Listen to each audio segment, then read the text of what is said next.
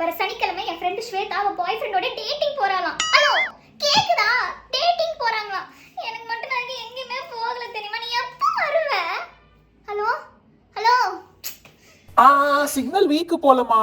Hello என் friend Shweta ஏய் அது கேட்டுச்சுடி. கேட்டுக்கிட்டே கண்டுக்காம இருக்கு. எல்லாரும் ஹாப்பியா இருக்காங்க, நான் சந்தோஷமா இல்ல. கொஞ்ச நேரம் அப்படிக்கா ஆடாம இரு. ஆடிட்டே இருந்தா எனக்கு எதுவுமே தெரிய மாட்டேங்குது. ஃபேஸ் டைம் பண்றியா? கிளியராவே இல்ல. நெட்வொர்க் உனக்கு சரியில்லைன்னு. எனக்கெல்லாம் நெட் நல்லா தான் இருக்கு. வைஃபை உனக்கு தான் நெட் கிடைக்கல. எப்பயா வரும்?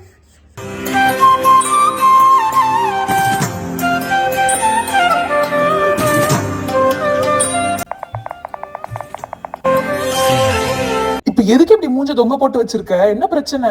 நீ இல்ல, நீ எப்ப வருவ? நீ வந்தாதான் எனக்கு சந்தோஷம், இல்லனா இப்படி தான் இருப்பேன். ரொம்ப ஓவரா பண்ணிட்டு இருந்தாங்கடா. எனக்கு சமக்க. நான் பேசினாலே உனக்கு இப்பதான் தூக்கம் தான் வருது இல்ல?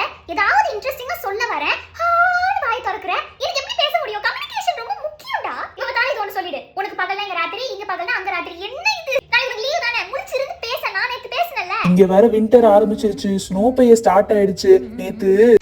சரி தூங்கு, நாளைக்கு பேசிக்கலாம். நான் தூங்கி விழுகிறேன். நான் கேட்டுட்டு தானே இருக்கேன். நான் தூங்கி 4 நாள் ஆச்சு தெரியுமா? 4:30க்கு தூங்குறது, கண்ணெல்லாம் எரியுது. நீ தானடி பேசணும், கம்யூனிகேஷன் அப்படி இப்படின்னு. ஓ அப்ப நான் எஃபர்ட்ஸ் போடலையா? அப்ப நான் தான் தப்பா?